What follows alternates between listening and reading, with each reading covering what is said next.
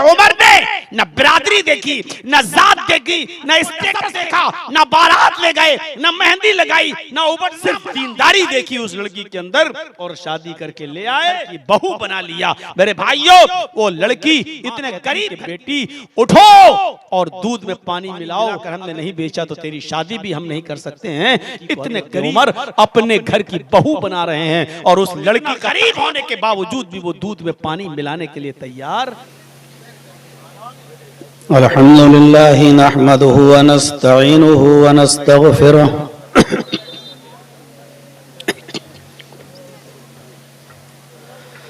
व नऊज़ु बिल्लाहि मिन शुरूरि अनफुसिना व मिन सय्यिआति अमालिना।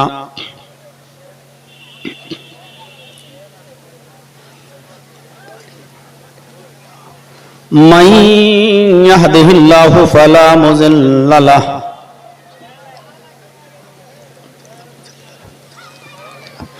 व मन युज़लिल्हु फला हादिय लहु।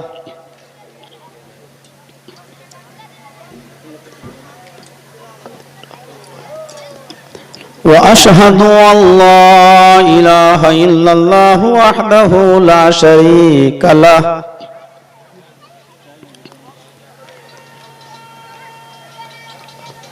व अशहदु अन्ना मुहम्मदन अब्दुहु व रसूलुहु।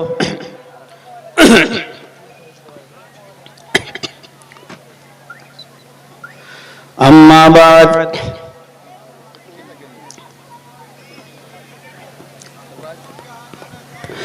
फ़इन्न खैरल हदीस किताबुल्लाह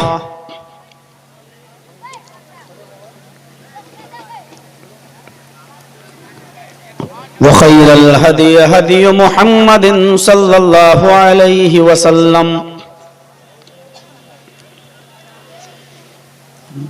व शर्रुल उमूरि मुहदसातुहा व कुल्लु मुहदसतिन बिदअह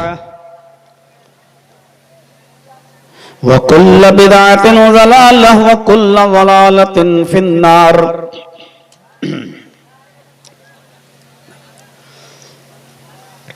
अऊज़ु बिल्लाहि मिनश शैतानिर रजीम।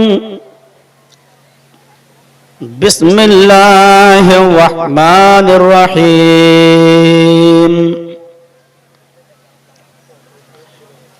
या अय्युहल्लज़ीना आमनुत्तक़ुल्लाहा हक़्क़ तुक़ातिहि व ला तमूतुन्ना इल्ला व अंतुम मुस्लिमून वातसिमू बिहब्लिल्लाहि जमीअन व ला तफ़र्रक़ू।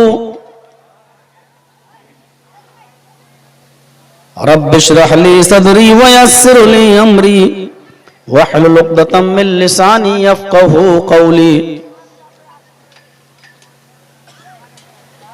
स्टेज पर तशरीफ फरमा मुअज़्ज़ज़ उलमाए किराम, इदारे के अराकीन, मेंबरान और जिम्मेदारान, मुअज़्ज़ज़ सामीईन हज़रात, पर्दा नशीन इस्लामी ख्वातीन माँ और बहनों, नौजवानों, अजीज बच्चों, आपके इस इलाके में ये प्रोग्राम अपनी नौइयत का एक अलग प्रोग्राम होता है और बहुत पहले से उसकी तारीख ले ली जाती है और आपके इलाके की मारूफ और मुअज़्ज़ज़ शख्सियत परवेज साहब अल्हम्दुलिल्लाह उनकी बात में इतना वज़न है कि वो एक कॉल के ज़रिए बड़े से बड़े आलिम और जमीयत और जमात के जिम्मेदारों को जमा कर लेते हैं और कोई उनकी बात को काटता भी नहीं है। यही वजह है कि आज आपके इस जलसे में कटिहार की जिले जमीयत के जिम्मेदारान भी आए थे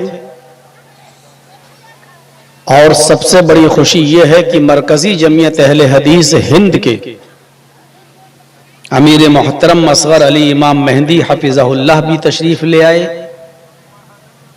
और एक बैनुल अक़वामी शख्सियत जिसने अरब मुल्क के अंदर तौहीद की शमा रोशन की, हिंदुस्तानियों के अंदर, पाकिस्तानियों के अंदर, बांग्लादेशियों के अंदर, और बहुत से लोगों ने अपने पुराने मसलक से तौबा करके मसलक सल्फ को और मसलक अहले हदीस को अपनाया।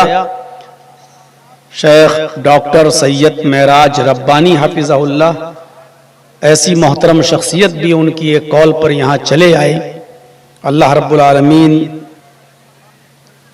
हमारे इस इजलास को नजर बद से बचाए और जिस मकसद के लिए प्रोग्राम रखा गया अल्लाह रब्बुल आलमीन हमें उस मकसद में कामयाबी अता फरमाए।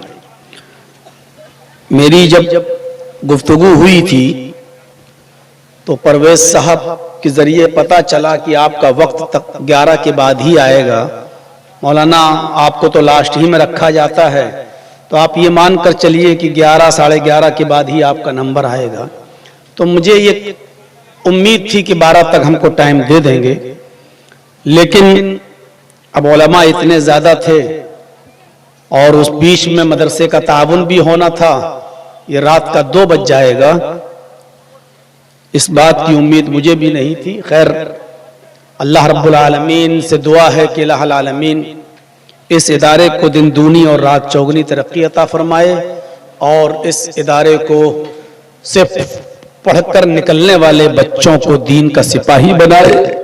और जो मदारिस इस्लामिया का हाल इस वक्त उत्तर प्रदेश में और जहां जहां बीजेपी की गवर्नमेंट है वहां जो हालात हैं मदारिस के, अल्लाह रब्बुल आलमीन हमारे बिहार में मदारिस का वो हाल ना होने पाए, हमें उस हाल से महफूज फरमाए, हमें नजात अता फरमाए। कुछ बातें मुझे आज आपके सामने रखनी हैं जो समाज के लिए और सोसाइटी के लिए बहुत अहम है और जरूरी है। कुरान करीम की जो आयत मैंने आपके सामने तिलावत की है, उस आयत के अंदर अल्लाह तबारक व तआला ने फरमाया, मुसलमानों को हुक्म दिया कि मोमिनों, मुसलमानों तुम अल्लाह से डरो। और दूसरी चीज बड़ी अहम है, अल्लाह से डरो किस तरह? हक़्क़ तुक़ाती, जैसे उससे डरने का हक है वैसे। आप किसी चीज को उसका मकाम देते हैं ना,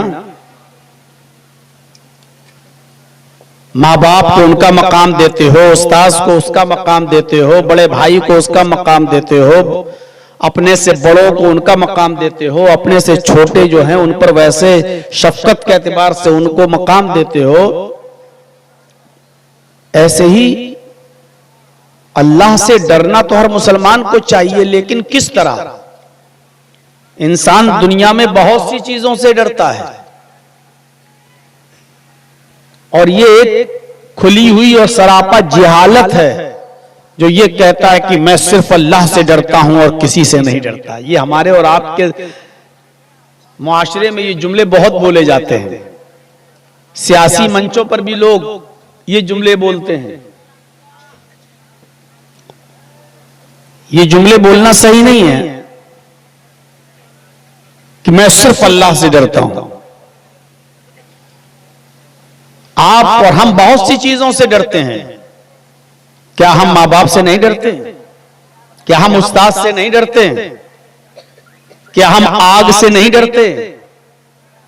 क्या हम मोजी और जहरीले जानवरों के डसने से, सांप और बिच्छू के काटने से नहीं डरते? क्या हम जहर खाने से नहीं डरते?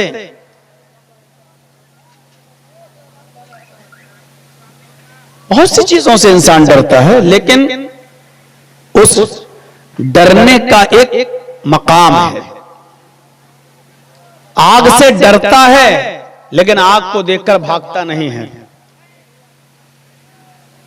जहर खाने से भी डरता है, लेकिन जहर अगर हमारे पास हो तो उसको देखकर हम भागेंगे नहीं।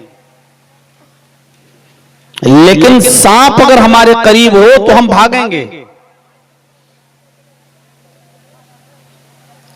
शेर अगर हमारे बिल्कुल करीब आ जाए तो हम डरेंगे और भागेंगे। मां बाप को देखकर हम भागेंगे नहीं, लेकिन मां बाप का डर यह है कि हम उनके सामने कोई गलत काम नहीं करेंगे। कोई बच्चा सिगरेट पीता हुआ जा रहा है, अचानक रास्ते में उसका बाप उसको नजर आ गया तो फौरन सिगरेट बुझाएगा और पीछे हाथ करके फेंक देगा। क्यों? यही बाप से डरने का हक है। आग जल रही है, उसमें जंप नहीं लगाएगा, यही उससे डरने का हक है। जहर को देखकर भागेगा नहीं, लेकिन जहर को इस्तेमाल नहीं करेगा, पिएगा नहीं, खाएगा नहीं, यही उससे डरने का हक है। शेर को देखकर भागेगा, यह उससे डरने का हक है। यहां अल्लाह रब्बुल आलमीन ने फरमाया, मुसलमानों, जिस तरह तुम इन चीजों से उसके हक के मुताबिक डरते हो, मुझसे भी डरो जैसा मुझसे डरने का हक है। या अय्युहल्लज़ीना आमनुत्तकुल्लाह हक्का तुकातिह, ईमानो वालों तुम अल्लाह से डरो जैसा कि उससे डरने का हक है। अल्लाह से डरने का हक क्या है? अल्लाह ने जिन कामों के करने का हुक्म दिया है उन कामों को करो, और ये बताया है कि ये काम करने से तुम जहन्नम में जाओगे। तो जो काम हमें जहन्नम में ले जाने वाले हैं उन कामों से हम डरें, उन कामों को हम ना करें, ये है अल्लाह से डरने का मतलब।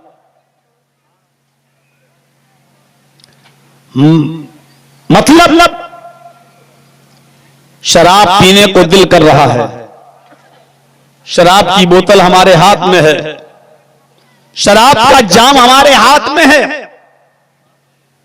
इस मौके पर अल्लाह से डरने का मतलब क्या है? शराब को देखकर भागो? नहीं। बाप नहीं देख रहे, मां नहीं देख रही, बीवी नहीं देख रहे, बच्चे नहीं देख रहे, दोस्त नहीं देख रहे, लेकिन अल्लाह तो देख रहा है। ये अल्लाह का डर, ये अल्लाह का खौफ हमारे अंदर पैदा हो जाए और हम इसलिए शराब नहीं पिए क्योंकि हमें अल्लाह तो देख रहा है। यह है डरने का मतलब, जैसा कि रोजे की हालत में हम करते हैं।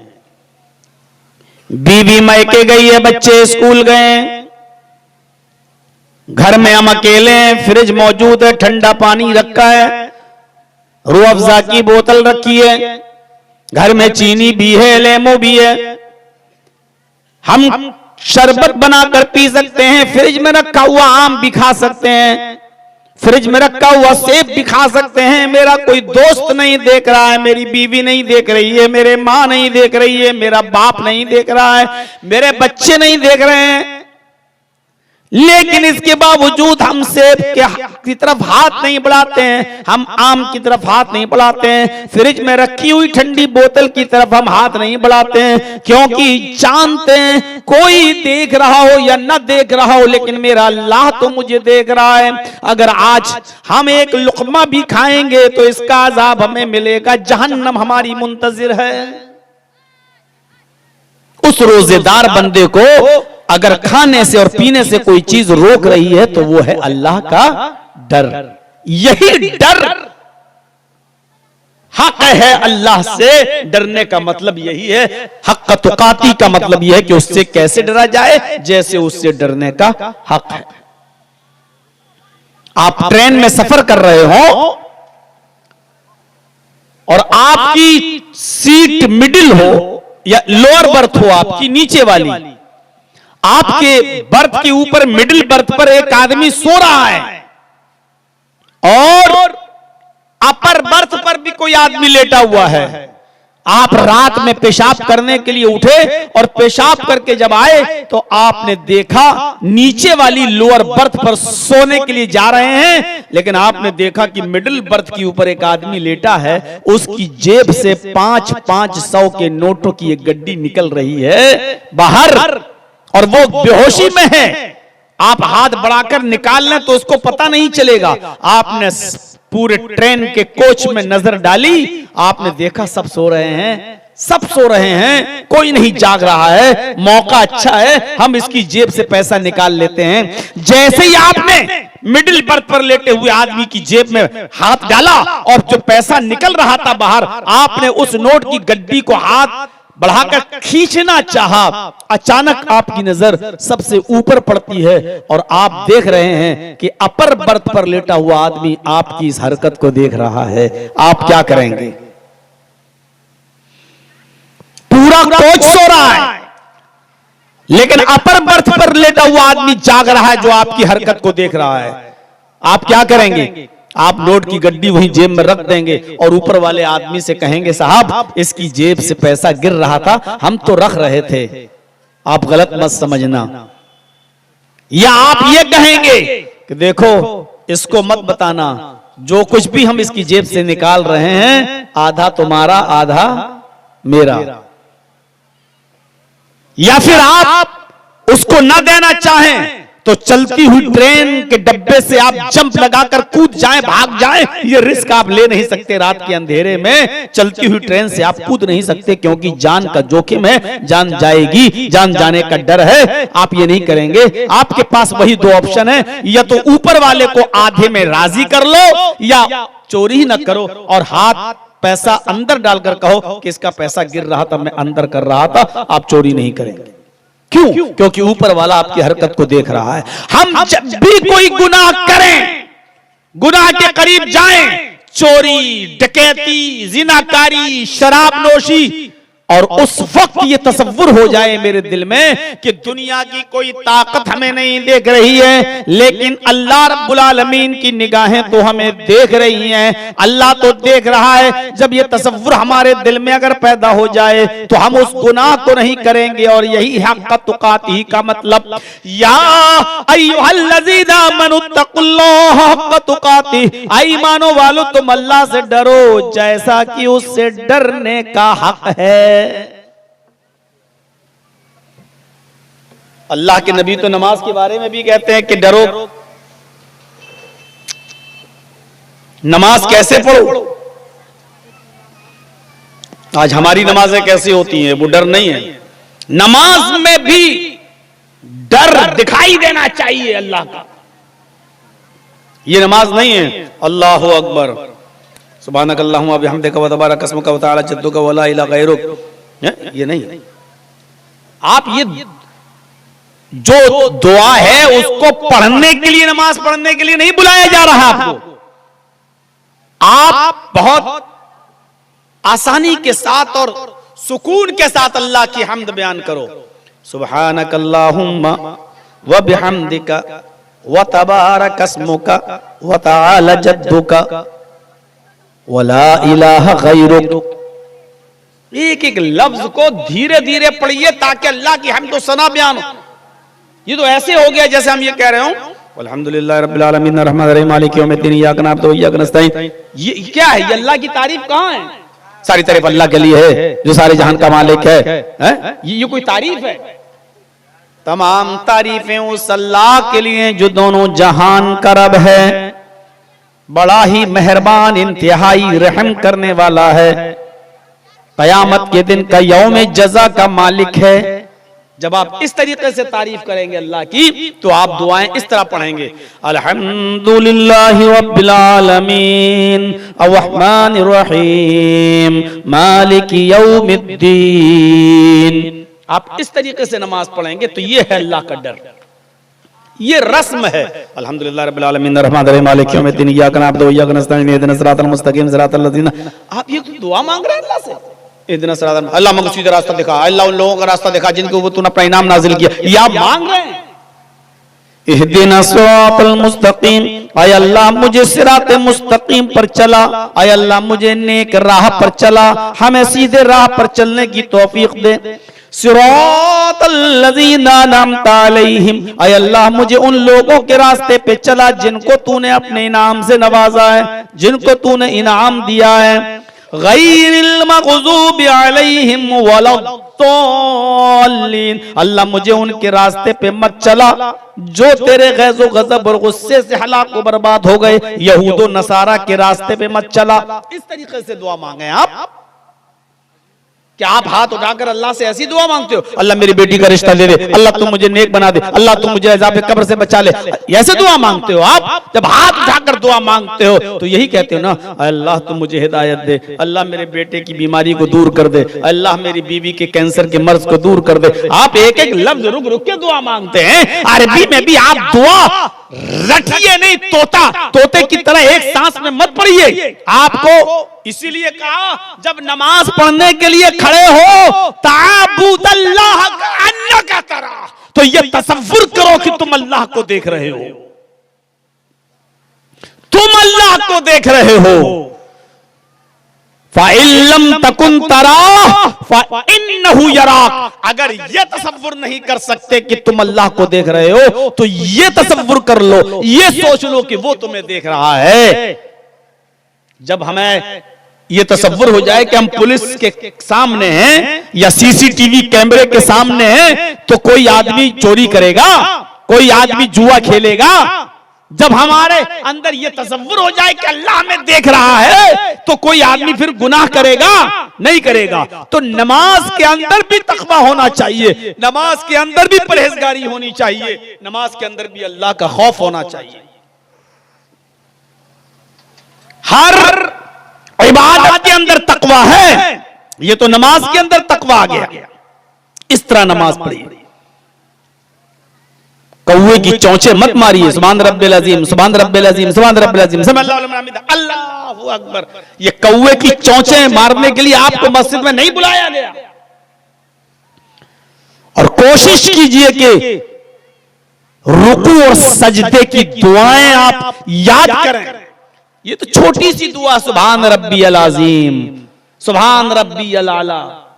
कोशिश करिए रुकू में भी और सजदे में भी ये दुआ पढ़ने की, सुब्हानकल्लाहुम्मा रब्बना व बिहम्दिका अल्लाहुम्मा ग़फ़िरली। इसमें अल्लाह की हम्द भी है, अल्लाह की सना भी है, और अपने लिए अल्लाह से मग़फ़िरत की दुआ भी है।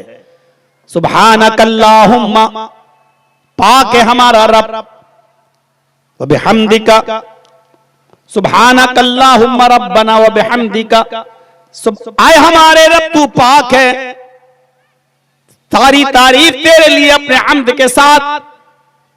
फ़ग़फ़िरली, आए अल्लाह तू मुझे बख्श दे, आए अल्लाह तू मेरी मग़फ़िरत फरमा। अल्लाहुम्मा ग़फ़िरली, आए अल्लाह तू मेरी मग़फ़िरत फरमा। ये रुकू की भी दुआ है, ये सजदे की भी दुआ है। कोशिश करिए कि इस दुआ को हम पढ़ें। ये दुआ सबसे अफजल और सबसे आला दर्जे की दुआ है।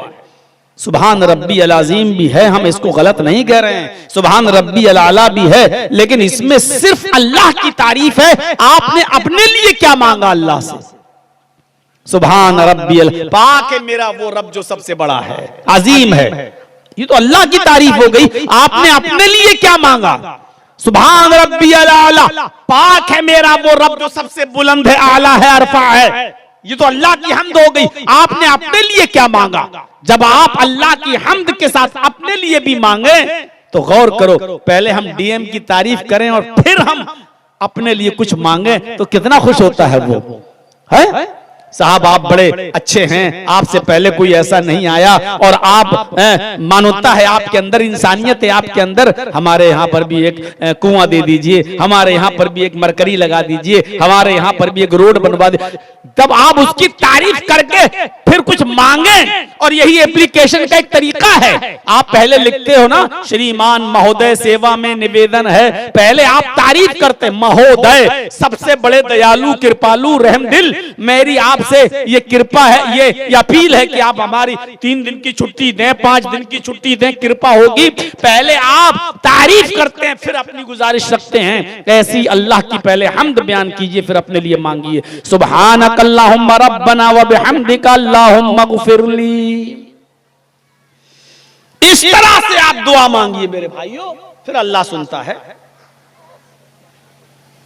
कबूल करेगा। नमाज के अंदर भी अल्लाह का डर। और सुनिए, जरजीत साहब किसी मदरसे में पढ़ाते हैं, एक मिसाल दे रहा हूं। सुबह फजर की नमाज में अजान हुई, दरवाजा खटखटाया मदरसे में बच्चों का। अब बच्चे डर की वजह से मदरसे में जल्दी से मस्जिद में भाग रहे हैं। अरे बहुत मारने वाला मौलाना है, अगर हम नमाज के वक्त सो गए तो हमारी पिटाई लगेगी। उस्ताज के डर से मस्जिद में चले गए। या जुमा हम शनिचर को हम मस्जिद में नहीं आए, इतवार को मस्जिद में नहीं आए, सोमवार को मस्जिद में नहीं आए, मंगल को मस्जिद में नहीं आए, बुध को नहीं आए, जुमेरात को बाजार में रहे, मस्जिद में नहीं आए, और जैसे ही जुमा आया हम पहली सफ में मस्जिद में पहुंच गए, सऊदी अरब का रुमाल डालकर अगली सफ में बैठे हुए हैं। और जुमे के दिन भी इसलिए आए कि पूछा जा रहा है आप पूरे हफ्ते मस्जिद में नहीं दिखे, आप जुमे के दिन कैसे आ गए? जर्जी साहब ने कहा आज जुमा है, अगर जुमे की नमाज भी नहीं पढ़ेंगे तो मोहल्ले वाले ये कहेंगे कि कितना बड़ा कमीना इंसान है, जुमे तक की नमाज नहीं पढ़ता है। देखिए हमने जुमे की नमाज तो पढ़ी, लेकिन गांव वालों के डर से, मोहल्ले वालों के डर से, ये अल्लाह के डर से नमाज नहीं पढ़ी है, इसलिए ये नमाज नहीं है, ये शिर्क है। अब आप जो खड़े हैं, जो रुकू कर रहे हैं, जो सजदा कर रहे हैं, वो अल्लाह के लिए नहीं कर रहे हैं, गांव वालों के लिए कर रहे हैं। और ऐसी नमाज के बारे में अल्लाह के नबी फरमाते हैं मन सल्ला युराई फक़द अशरक, जिसने दूसरों को दिखाने के लिए नमाज पढ़ी, जिसने दूसरों की दिखावे के लिए नमाज पढ़ी, दूसरों को दिखाने के लिए मस्जिद में आया, फक़द अशरक, उसने शिर्क किया। दूसरों को दिखाने के लिए अगर कोई शख्स नमाज पढ़ रहा है तो उसने शिर्क किया। नमाज में भी अल्लाह का डर होना चाहिए, रोजे के अंदर भी अल्लाह का डर होना चाहिए, बल्कि रोजा तो इसीलिए फर्ज किया गया है ताकि तुम्हारे अंदर अल्लाह का डर पैदा हो। या अय्युहल्लज़ीना आमनू कुतिबा अलैकुमुस्सियामु कमा कुतिबा अलल्लज़ीना मिन क़ब्लिकुम लअल्लकुम तत्तकून। ईमानो वालो, तुम्हारे ऊपर रमजान के महीने के रोजे फर्ज कर दिए गए जिस तरह तुमसे पहले के लोगों पर फर्ज किए गए थे। लअल्लकुम तत्तकून, ये रोजे तुम्हारे ऊपर इसलिए फर्ज किए गए हैं ताकि तुम्हारे अंदर तकवा पैदा हो जाए, ताकि अल्लाह का डर पैदा हो जाए, ताकि अल्लाह का खौफ पैदा हो जाए। रोजों के अंदर भी अल्लाह का डर, अल्लाह का तकवा पैदा होना चाहिए।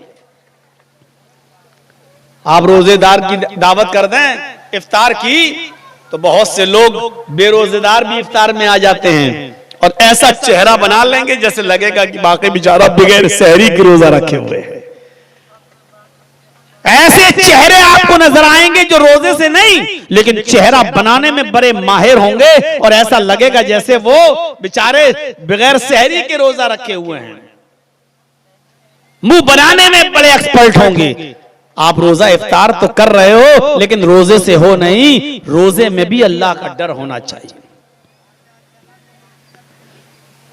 हर इबादत में आदमी कुर्बानी करता है, जानवर ज़िबा करता है, उसमें भी तकवा होना चाहिए। अल्लाह ने कहा अल्लाह के पास तुम्हारे कुर्बानियों के जानवर का गोश्त और खून नहीं पहुंचता।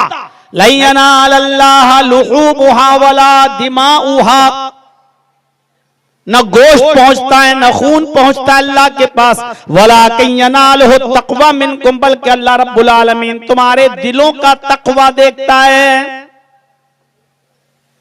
हम कुर्बानी का जानवर नहीं ला रहे हैं, पहले मेरा पड़ोसी लाएगा तब हम लाएंगे। पड़ोसी बेचारा 15,000 का बकरा ले आया, अब हम जा रहे हैं, मेरे पड़ोसी ने 15,000 का खरीदा, हम 20,000 का लेके आएंगे। ये तकवा नहीं है, ये दिखावा है। हमने बकरे का फोटो लेकर डाल दिया फेसबुक पर, अब लोग पूछ रहे हैं कमेंट में साहब कितने का बकरा लाए हो, बहुत अच्छा बकरा है। हम बता रहे हैं 20,000 का लाए, 25,000 का लाए। ये तकवा नहीं है। कुर्बानी के अंदर भी तकवा होना चाहिए। कुर्बानी का गोश्त और उसका खून अल्लाह को नहीं पहुंचता, दिलों का तकवा पहुंचता है। इसलिए ये कहना गलत है जो लोग ये कहते हैं अपनी तकरीरों में और जलसों में या मिंबरों पर खड़े होकर कि कयामत के दिन कुर्बानी के जानवर पर बैठकर हमें पुल सिरात क्रॉस करना पड़ेगा। वो पुल सिरात जो बाल से ज्यादा बारीक है और जो तलवार से ज्यादा तेज है, कुर्बानी के जानवर पर बैठकर आदमी पुल सिरात क्रॉस करेगा। ये हदीस मौजू और मन गलत है, ये हदीस ही नहीं है। अहादीस मौजूआ के नब्बास हाफिज अहमद इब्न हजर अस्कलानी ने लिखा है कि ये मौजू और मनगढ़ंत रिवायत है। एक आदमी 80 साल तक जिंदा रहा, 35 साल के बाद या 40 साल के बाद उसने कुर्बानियां शुरू की। उसने कभी मेंढा ज़िबा किया, कभी बकरा ज़िबा किया, कभी गाय ज़िबा की, कभी कोई और जानवर ज़िबा किया। 30-35 साल में वो अलग अलग किस्म के जानवर ज़िबा करता रहा। तो मुझे बताइए कि वो कौन से जानवर पर बैठकर वो पुल सिरात को क्रॉस करेगा? कौन से जानवर पर बैठकर पुल सिरात क्रॉस करेगा? एक गाय में तो 7-7 हिस्से होते हैं, 7 लोगों की तरफ से एक जानवर ज़िबा किया जाता है। तो कौन 7 आदमी और कौन सी कुर्बानी पर बैठेंगे? इस साल की या इससे पहले वाली या आने वाली? इसलिए मेरे भाइयों, जो चीज हमारी अकल में नहीं आ रही है, अहादीस मौजूआ के नब्बास अहमद इब्न हजर अस्कलानी ने कहा है कि ये मौजू और मनगढ़ंत है। ऐसी बातों पर यकीन नहीं करना चाहिए। कुर्बानी जो है उसके अंदर भी तकवा होना चाहिए। हर इबादत के अंदर तकवा है। आप अगर किसी को अल्लाह की राह में खर्च भी कर रहे हैं तो उसमें भी तकवा होना चाहिए। कयामत के दिन एक अमीर और दौलतमंद आदमी को बुलाया जाएगा, उससे पूछेगा, अल्लाह मैंने तुझे दौलत से नवाजा था, पैसों से नवाजा था, अमीरी से नवाजा था, बता तूने क्या किया? वो कहेगा, अल्लाह मैंने तेरी राह में बहुत सदका किया, तेरी राह में खैरात किया, गरीबों की मदद की। अल्लाह कहेगा, कज़ब्ता, ओ मेरे बंदे तू झूठ बोल रहा है, ओ मेरे बंदे तू झूठा है, तूने मेरी राह में सदका नहीं किया, मेरी राह में खर्च नहीं किया। तू तो इसलिए गरीबों में, मिस्कीनों में सदका करता था ताकि लोग तुझे बहुत बड़ा खर्चा करने वाला कहें, लोग तुझे बहुत बड़ा ज़कात निकालने वाला कहें, लोग तुझे बहुत बड़ा दानी कहें। इसलिए तूने लोगों को दिखाने के लिए दान दिया, खैरात किया। नहीं, तूने अल्लाह के लिए नहीं दिया। फरिश्तों, इसको जहन्नम में फेंक दो। एक शहीद को बुलाया जाएगा जिसने अपनी जान का नजराना दिया होगा। अल्लाह कहेगा, मैंने तुझे सेहत दी थी, तंदुरुस्ती दी थी, बता तूने क्या किया? वो कहेगा, अल्लाह जिहाद में मैं कूद गया और मैं तेरी राह में कत्ल कर दिया गया। अल्लाह कहेगा, तू कत्ल तो किया गया लेकिन मेरी राह में नहीं। तू तो इसलिए जिहाद कर रहा था ताकि लोग तुझे बहुत बड़ा जिहादी कहें, बहुत बड़ा लड़ने वाला कहें, बहुत बड़ा लड़ाकू कहें। तू शोहरत चाहता था, नाम चाहता था, तुझे दुनिया में नाम मिल गया, शोहरत मिल गई। आए फरिश्तों, जाओ इसको जहन्नम में फेंक दो। सिर्फ इतनी सी बात पर कि वो ये कहता चाहता था कि मेरा नाम हो, जहन्नम में जाएगा। जान देने के बावजूद, शहीद होने के बावजूद एक अमीर जहन्नम में जाएगा, सदका करने के बावजूद। क्यों? क्योंकि वो ये चाहता था कि लोग उसे बहुत बड़ा दानी कहें। ऐसे ही एक नमाजी भी जहन्नम में जाएगा क्योंकि वो जुमे की नमाज इसलिए पढ़ा ताकि गांव वाले ये न कहें कि देखो वो जुमे तक की नमाज नहीं पढ़ता, ये आदमी भी जहन्नम में जाएगा। तकवा, खौफ और डर वैसा होना चाहिए जैसा अल्लाह मुतालबा कर रहा है। खाने पीने की चीजों में भी डर होना चाहिए, जो मिल जाए।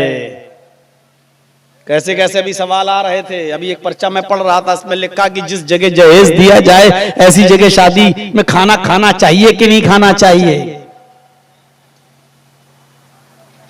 ऐसे ऐसे सवाल यहां पूछे गए हैं कि लड़की वाले से जहेज का मुतालबा करना है, जायज है कि नाजायज? और जिस पर रब्बानी साहब ने भी जवाब दिया कि 1 टका भी, 1 रुपया भी नहीं मांगा जा सकता है, हराम है। उसमें यह भी एक सवाल होना चाहिए कि लड़की वाले के घर बाराती बनकर जाना चाहिए कि नहीं जाना चाहिए। ये तो बहुत आसान हो गया सवाल कि लड़की वाले से मांगना चाहिए कि नहीं मांगना चाहिए। क्या ये डिमांड नहीं है कि 100 आदमी आएंगे? क्या ये मुतालबा नहीं है कि 200 आदमी आएंगे? यानी आप उसको इन्फॉर्म कर रहे हैं 150 आदमी आएंगे, 200 आदमी आएंगे, तो इसका मतलब यह है कि 200 आदमियों का खाना तैयार रखो। और उसमें एक और तरीका, जहेज में कुछ कमी कर देना, लेकिन मेरे मेहमानों की खातिरदारी अच्छी होनी चाहिए। ये कहते हैं कि नहीं कहते हैं? हमारे मेहमान जो आएंगे उनकी खातिर मदारात तवाज़ो अच्छी होनी चाहिए। इसका मतलब क्या है? ये डिमांड नहीं है, इसका मतलब ये है कि बड़े का नहीं चलेगा, खस्सी चलेगा, या चिकन हो तो वो भी देसी चलेगा। यही तो कहने की स्टाइल है। आपने डायरेक्ट नहीं कहा कि चिकन खिलाइएगा, मटन खिलाइएगा, आपने कहा मेहमानदारी अच्छी होनी चाहिए। इसका मतलब यह है कि चापाकल का पानी नहीं चलेगा, बिस्लरी की बोतलें चलेंगी।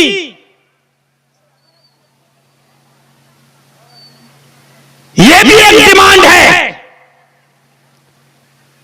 तो इस एतबार से अगर देखा जाए तो जहेज में अगर 1 रुपया मांगना भी हराम है तो फिर बारात भी नाजायज हुई।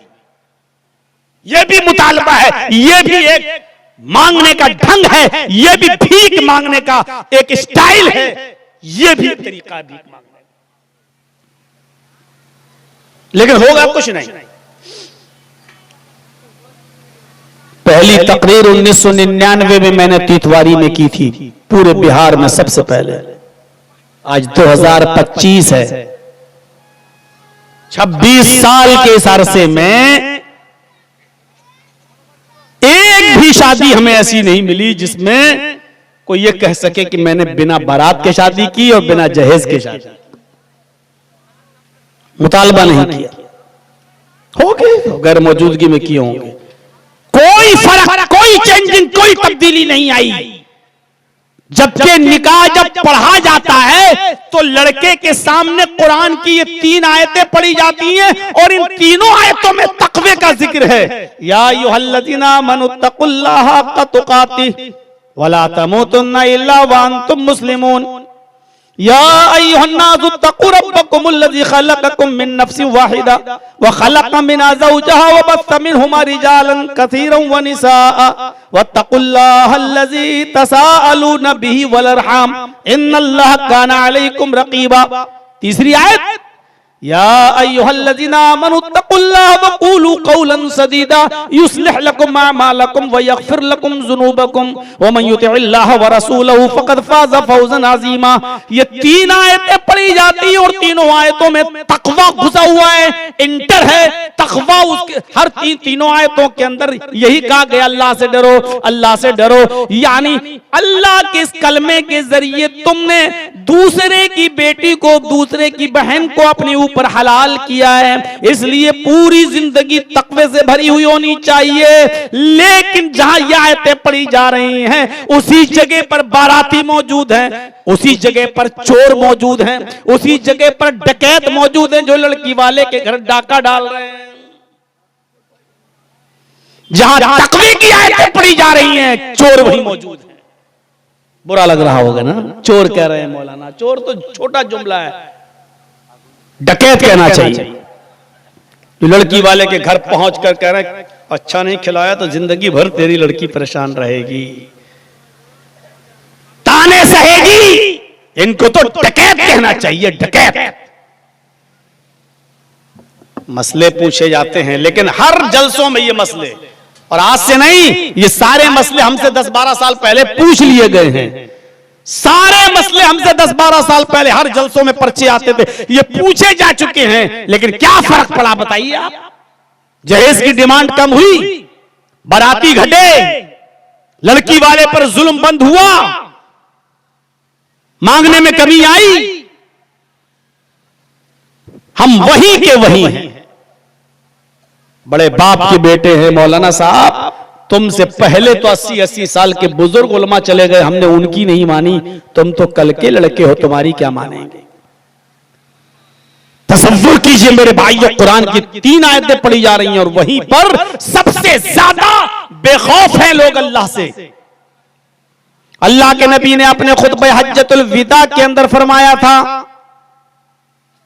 फत्तकुल्लाह बिन्निसा, लोगों अल्लाह से डरना औरतों के सिलसिले में, औरतों के सिलसिले में अल्लाह से डरना।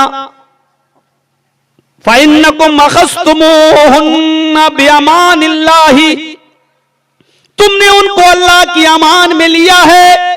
वस्तहलल्तुम फ़ुरूजहुन्ना बिकलिमतिल्लाह, तुमने उनकी शर्मगाहों को अपने ऊपर अल्लाह के कलमे के जरिए हलाल किया है, इसलिए औरतों के सिलसिले में अल्लाह से डरना।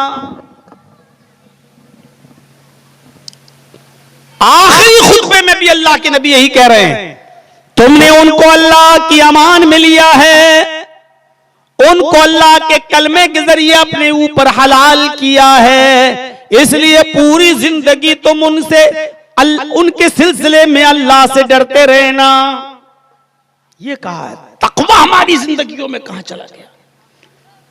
शादी और ब्याह में भी तकवा होना चाहिए, खाने और पीने की चीजों में भी तकवा होना चाहिए।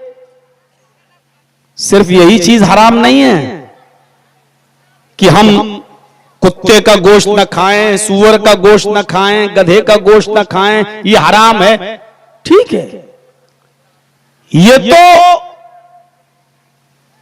अपने नफ्स के साथ ये जानवर हराम हैं, लेकिन कभी कभी हलाल चीजें भी हमारे लिए हराम हो जाती हैं अगर वो हराम तरीके से कमाई गई हैं। हजरत अबू बकर सिद्दीक का एक गुलाम था और गुलाम की मेहनत करके लाई हुई कीमत को मालिक खा सकता है। जैसे अरब के अंदर पहले गुलाम चलते थे, अब तो चलते नहीं हैं। जैसे मैंने किसी लड़के को खरीद लिया, वो मेरा गुलाम है, अब खरीद लिया, अब हम उससे मेहनत कराएंगे, वो मेहनत करके लाएगा तो उसकी कमाई खाना हमारे लिए जायज है। हजरत अबू बकर सिद्दीक का गुलाम मेहनत करता था, लाता था, अबू बकर उसकी कमाई में से खाते थे। एक दिन वो खजूर लेकर आया, अबू बकर समझे कि मेहनत करके लाया होगा और एक खजूर खा लिया। वो हंसने लगा, गुलाम कहने लगा, मेरे आका रोज पूछते थे क्या करके आए हो, जब मैं बताता था तब खाते थे, आज नहीं पूछा। कहा कि रोजाना तुम मेहनत करके लाते थे इसलिए मैं खा लेता था, आज भी मेहनत करके लाए होगे? कहने लगा आज ही मेहनत नहीं किया हूं। क्यों, क्या हुआ? कहा आज ही हराम का मिल गया। मैंने कुछ दिन पहले अपने दोस्त की बीवी का पेट देखकर कह दिया था भाभी को लड़का होगा। उसने कहा तुम्हें कैसे मालूम? मैंने कहा अरे मैं बहुत पहुंचा हुआ हूं, पेट देख के बता देता हूं लड़का है कि लड़की। आज मेरे दोस्त को लड़का ही हुआ है तो वो मुझे बहुत पहुंचा हुआ समझ रहा है। उसने खुशी में मुझे ये खजूर ला के दी और मैंने तो ऐसे ही झूठ मूठ कह दिया था, धूल में लाठी मारी थी, तीर निशाने पे लग गया, मुझे थोड़ी मालूम था कि लड़का है कि लड़की। मैंने तो ऐसे अंदाजे से कह दिया था और लड़का हो गया। अबू बकर सिद्दीक ने कहा 5 चीजों का इल्म अल्लाह के अलावा कोई नहीं जानता, उसमें एक चीज ये भी है कि मां के पेट में क्या है, लड़का है या लड़की, इसको कोई नहीं जानता। लिहाजा तूने उसको बताया और ये गलत भी बताया, अगरचे वो सही निकल गया, लेकिन तूने उसको जो बताया तुझे उसका इल्म ही नहीं था। इसका मतलब यह है कि तूने मुझे हराम खजूर खिला दिया। कहने लगा कि जी। कहा पानी लाओ। अबू बकर सिद्दीक ने पानी पिया, जबकि धोखे से खाया था और शरीयत में धोखा माफ है। अगर कोई भूल चूक से खा ले तो माफ है, रोजे की हालत में अगर भूल से खा ले तो माफ है। तो हजरत अबू बकर ने भूल से खा लिया, लेकिन इसके बावजूद कहा पानी लाओ। जी बिल्मा, पानी लाओ। पानी लाया गया। अबू बकर सिद्दीक पानी पीते हैं और पानी पीने के बाद उंगली हलक में डालते हैं और कैद करते हैं, थोड़ा खजूर निकलता है, फिर पानी पीते हैं, फिर कैद करते हैं, थोड़ा खजूर फिर निकलता है, फिर पानी पीते हैं, फिर कैद करते हैं, फिर खजूर निकलता है। उस वक्त तक पानी पीते रहे और कैद करते रहे, वॉमिटिंग करते रहे, उल्टी करते रहे, जब तक कि यकीन नहीं हो गया कि पूरा का पूरा सारा खजूर निकल गया होगा मेरे पेट से। जब सारा खजूर निकल गया तब कहा कि हराम का जब कोई एक लुकमा खाता है तो अल्लाह उसके दिल पर ब्लैक पॉइंट बना देता है, स्याह नुक्ता उसके दिल पर रख देता है। अगर वो तौबा कर ले तो अल्लाह उस ब्लैक पॉइंट को मिटा देता है, उसको डिस्ट्रॉ कर देता है। और अगर वो तौबा नहीं करता तो वही नुक्ता फैलते फैलते फैलते फैलते वही पॉइंट बढ़ते बढ़ते पूरे दिल को काला कर देता है। और जब इंसान का पूरा दिल काला हो जाता है तो फिर उसको परवाह नहीं होती कि ये पैसा मेरे पास कहां से आ रहा है, कहां जा रहा है। उसके दिल से ये एहसास, सोचने और समझने की शक्ति छीन ली जाती है। वो ये तसव्वुर नहीं करता कि कहां से आ रहा, आने दो, आने दो। ना पैसा कमाने में ना खर्च करने में। आज चुनावी लीडरों को देख लो, 1-1 करोड़ रुपए देके तो टिकट खरीदते हैं और फिर जीतने के लिए भी पैसा खर्च करते हैं। 15-15 कैंडिडेट एक इलाके से खड़े हो जाते हैं, एक ही तो जीतता है।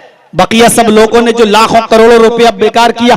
अल्लाह अगर नाजायज तरीके से कमाओगे तो नाजायज जगहों पर खर्च भी कराएगा। अल्लाह रब्बुल आलमीन वो देने पर कादिर है तो छीनने पर भी कादिर है। मेरे भाइयों, तसव्वुर करें आप, अबू बकर सिद्दीक ने खजूर खाया था। खजूर तो हलाल था ना, लेकिन तरीका कमा कर लाने का गलत था, इसलिए वो खजूर भी हराम हो गया।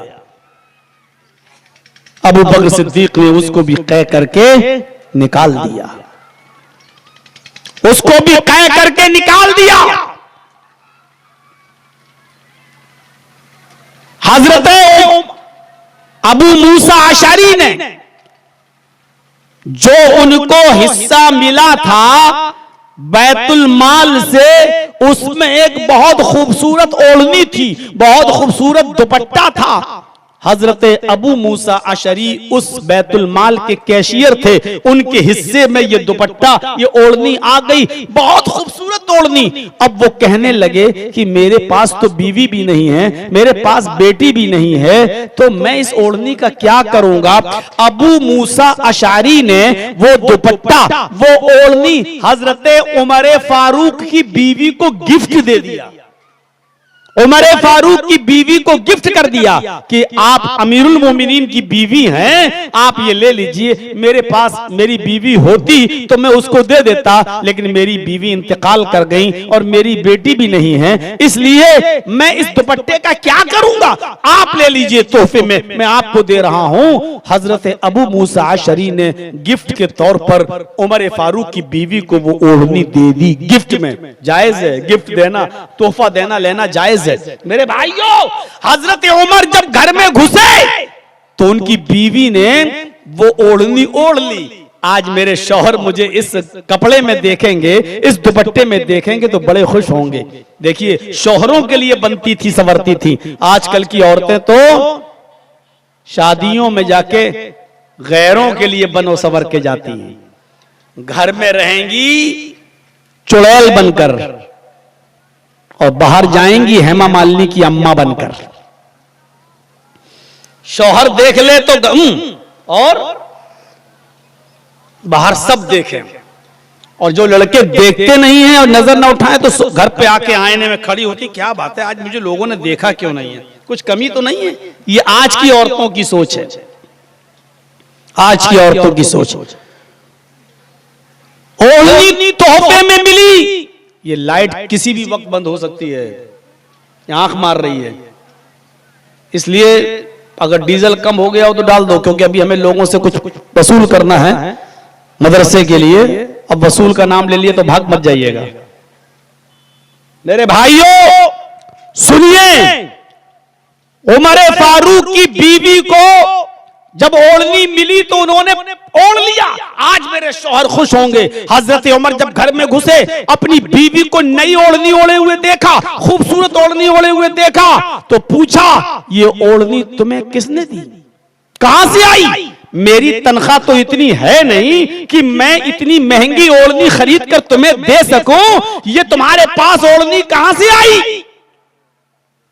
हजरत उमर फारूक की बीवी ने जवाब दिया, मेरे प्यारे शौहर आपने खरीद कर नहीं दी तो क्या हुआ, अबू मूसा अशरी ने मुझे बतौर एक गिफ्ट दी है। गिफ्ट देना लेना तो जायज है, अगर उन्होंने गिफ्ट में मुझे दे दी तो क्या बुरा किया। उनकी बीवी नहीं है, इंतकाल हो गया, और उनके पास कोई बेटी भी नहीं है, उन्होंने अगर मुझे दे दिया तो क्या हो गया। हजरत उमर फारूक ने अपनी बीवी के सर से वो ओढ़नी उतारी और उसको लपेट दिया, बिल्कुल गोल कर दिया, ऐसे लिया लपेटा और लेकर दौड़े और सीधे बैतुल माल में गए। बैतुल माल के खजानची से, ट्रेजरी से अबू मूसा अशरी से कहा, क्या तुमने ये ओढ़नी मेरी बीवी को तोहफे में दी है? कहा जी। उठाया उस ओढ़नी को और उन्हीं के सर पे दे मारा। आए अबू मूसा, जहन्नम में भेजने के लिए तुझे मेरा ही घर मिला था, जहन्नम में दाखिल करने के लिए तेरी नजर मेरी फैमिली पर ही पड़ी थी, मेरे घर पर ही पड़ी थी, तुझे कोई और नहीं मिला। तुम बैतुल माल के कैशियर हो, जिम्मेदार हो, ये ओढ़नी तुम मेरी बीवी को देते हो, इससे तुम मेरे दिल में जगह बनाना चाह रहे हो, मेरे दिल में मकाम बनाना चाह रहे हो, ताकि कल तुमसे कोई गलती हो तो तुम्हारे एहसान तले में दबा हुआ हूं और तुम्हें कोई सजा न दे सकूं, तुम्हें बरतरफ न कर सकूं। देख रहे हैं आप ईमानदारी, इसको कहते हैं तकवा। जैसे आजकल कुछ लोग दावत दे देते हैं, मौलाना साहब खस्सी खिला दिया, मुर्गा खिला दिया, 5 दिन के बाद फोन आ रहा है कि मेरा एक दोस्त है मौलाना साहब, आप उसको प्रोग्राम दे दीजिए। अब जर्जी साहब उस खस्सी और उस चिकन के एहसान के नीचे दबे हैं। अब अगर मना कर दिया तो कहेंगे देखो यही ताल्लुकात हैं, मेरी बात नहीं मानी है। एहसान तले जब आदमी दब जाता है तो मजबूर हो जाता है। हजरत उमर ने यही कहा, तुमने मेरी बीवी को ये ओढ़नी इसलिए दी ताकि मैं तुम्हारे एहसान तले दब जाऊं और कल तुमसे कोई गलती हो तो मैं तुम्हें कोई सजा ना दे सकूं। उठाओ ये ओढ़नी, रखो अपने पास और याद रखना अगर कल तुमसे भी कोई गलती होगी तो मैं तुम्हें डबल सजा दूंगा, क्योंकि जिम्मेदारों को मैं डबल सजा देता हूं। ये था तकवा। हजरत अली ईद के दिन सुबह गुस्ल करके जब बाहर निकले तो क्या देखते हैं कि उनकी बीवी फातिमा, हजरत अली की बीवी फातिमा अपने गले में सोने का हार पहन रही हैं। हजरत अली ने पूछा कि फातिमा ये हार तुम्हारे पास कहां से आया? मैंने तो तुम्हें ये हार नहीं दिया। कहने लगी ये हार मेरा नहीं है, मैंने बैतुल माल के कैशियर से आज के लिए आरियतन लिया है, उधार लिया है, आरियतन उधार लिया है। ईद के दिन है आज ना, मैं पहन लूंगी, बस नमाज पढ़ने जा रही हूं और नमाज पढ़ के वापस आऊंगी, शाम को ये हार फिर बैतुल माल पहुंचा दूंगी। मैंने इसलिए लिया है कि मेरी सहेलियां आज नए कपड़े पहन कर आएंगी, हार वगैरह पहन कर आएंगी, मेरे पास कुछ नहीं है, इसलिए मैंने बैतुल माल से ये आरियतन उधार ले लिया है सिर्फ आज भर के लिए।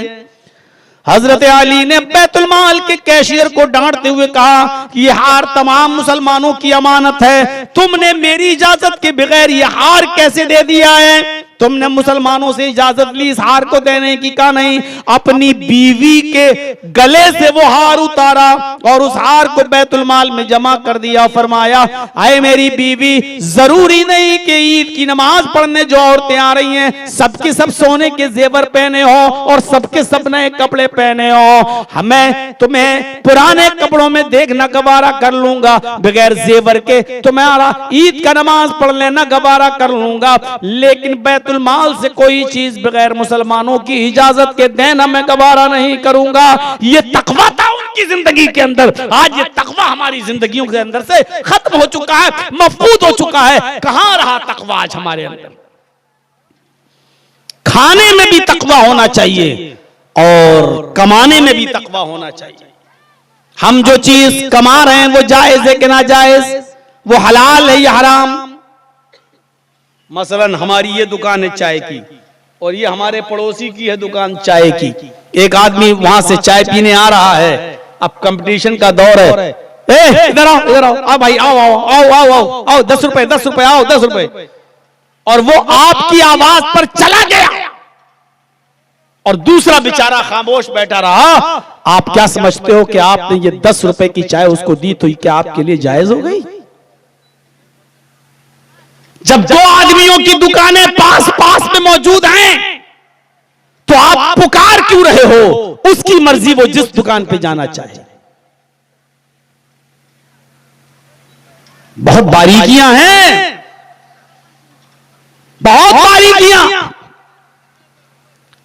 लेकिन आज कंपटीशन का दौर। दो सहाबियों की कपड़े की दुकान मौजूद थी, दो सहाबियों की कपड़े की दुकान। एक कस्टमर आया एक सहाबी की दुकान पर, आवाज नहीं दी उन्होंने, आया और एक कपड़ा खरीद कर चला गया।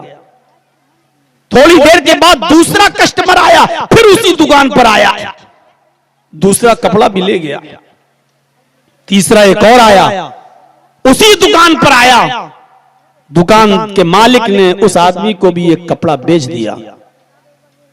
थोड़ी देर के बाद चौथा कस्टमर आया।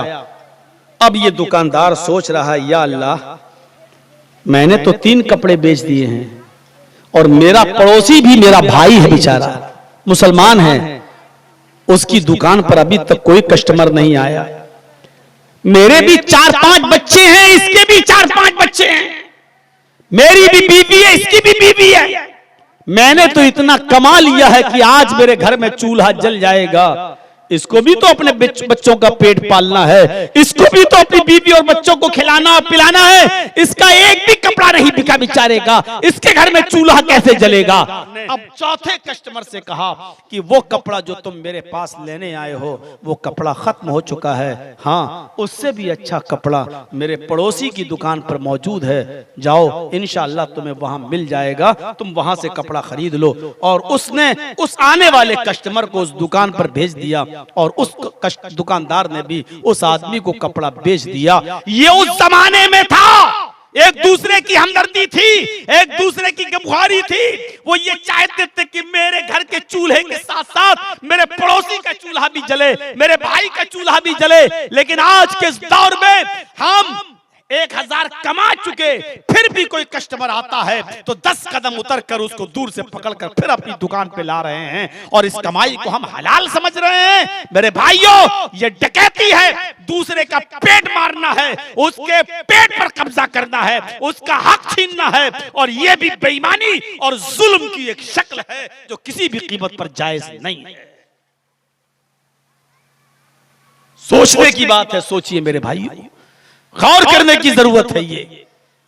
इसलिए जो कमा रहे हो उसमें भी रिस्क हलाल होना चाहिए। हजरत उमर फारूक ने ऐलान, रात में गश्त कर रहे हैं, गश्त, और एक औरत अपनी बच्ची से कह रही है, बुढ़िया बेटी उठो, दूध में पानी मिला दो। और बेटी कह रही है नहीं, उमर का ऐलान निकला है कि दूध में पानी मिलाता हुआ कोई पकड़ा गया तो सख्त सजा दूंगा। मां ने कहा, बेटी उमर थोड़ी देख रहा है। बेटी ने कहा, क्या हुआ, उमर नहीं देख रहा है मां, उमर का रब तो देख रहा है। मां ने कहा, बेटी अगर यही करेगी तो तेरी शादी कैसे होगी, तेरे हाथ कैसे पीले होंगे, मुझे तेरी शादी भी तो कराना है। उठ पानी मिला। कहती नहीं, मैं पानी नहीं मिला सकती दूध में। अगर उमर नहीं देख रहा तो क्या हुआ, उमर का रब तो देख रहा है। जैसे ही ये जुमले हजरत उमर फारूक ने सुने, उनके आंखों में आंसू आ गए, मकान नंबर नोट किया और आगे बढ़ गए। सुबह होकर माँ बेटी दोनों को अपने घर में बुलाया और कहा, माँ तुम्हारी बेटी ने कल दूध में पानी मिलाया था। बुढ़िया कहती नहीं, मिलाने के लिए मैंने कहा था लेकिन मिलाया नहीं था। हजरत उमर कहते, मैं जानता हूं कि तेरी बेटी ने दूध में पानी नहीं मिलाया।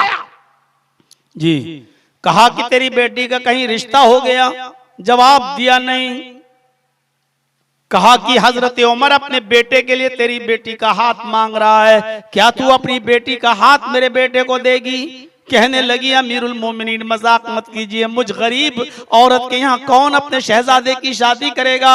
हजरत उमर ने कहा कि उमर अपने बेटे की शादी तेरी बेटी से करने को तैयार है, इसलिए तेरी बेटी खूबसूरत है इसलिए नहीं, तेरी बेटी बहुत ज्यादा हसीन और जमील है इसलिए नहीं, बल्कि इसलिए कि तेरी बेटी बहुत ज्यादा दीनदार है, वो उम्र से नहीं डरती, उम्र के रब से डरती है। और जो लड़की उम्र के रब से डरती होगी उसके घर में जो बच्चे पैदा होंगे वो सब अल्लाह से डरने वाले बच्चे होंगे। इसलिए उमर तेरी बेटी को अपने घर की बहू बनाने के लिए तैयार है। और फिर 2-3 दिन के अंदर अंदर उस उमर फारूक के लड़के की शादी उस लड़की से हो जाती है। हजरत उमर ने न बिरादरी देखी, न जात देखी, न स्टेटस देखा, न हस्बो नसब देखा, न बारात ले गए, न मेहंदी लगाई, न उबटना मला, सिर्फ दीनदारी देखी उस लड़की के अंदर और शादी करके ले आए और अपने घर की बहू बना लिया। मेरे भाइयों, वो लड़की इतने गरीब घर की थी कि माँ कहती है कि बेटी उठो और दूध में पानी मिलाओ, अगर दूध में पानी मिलाकर हमने नहीं बेचा तो तेरी शादी भी हम नहीं कर सकते हैं। इतने गरीब घर की लड़की को हजरत उमर अपने घर की बहू बना रहे हैं। और उस लड़की का तकवा देखो, इतना गरीब होने के बावजूद भी वो दूध में पानी मिलाने के लिए तैयार नहीं है। यह है तकवा, यह है हलाल कमाई का में तकवा। इसलिए तकवा नमाज में, तकवा रोजे में, तकवा हज में, तकवा ज़कात में, तकवा कुर्बानी में, तकवा रोजा इफ्तारी में, तकवा हलाल रिज़्क खाने में, तकवा मेरे भाइयों हलाल कमाने में, तकवा निकाह में, तकवा हमारी पूरी जिंदगी के अंदर होना चाहिए। 1 घंटे की मुसलसल इस तकरीर के बाद अब मैं अपनी बात को यहीं पर खत्म करते हुए पद का वास्ता देते हुए आपसे गुजारिश करूंगा मेरे प्यारे साथियों, ये इदारा बहुत ही मशक्कत के बाद बनाया गया है और इस इदारे को आप मुरझाने मत दीजिए। इटावा और यूपी की सरजमीन पर इस वक्त मदरसों पर बुलडोजर चल रहे हैं। मेरे भाइयों, आप खुशनसीब हैं कि आपके यहाँ मदरसे बहुत अच्छी तरीके से चल रहे हैं, लेकिन यूपी से बुलडोजर अब बिहार में भी आ चुके हैं। आगे क्या हो, अल्लाह से हम बिहार के अमन व अमान की दुआ करते हैं।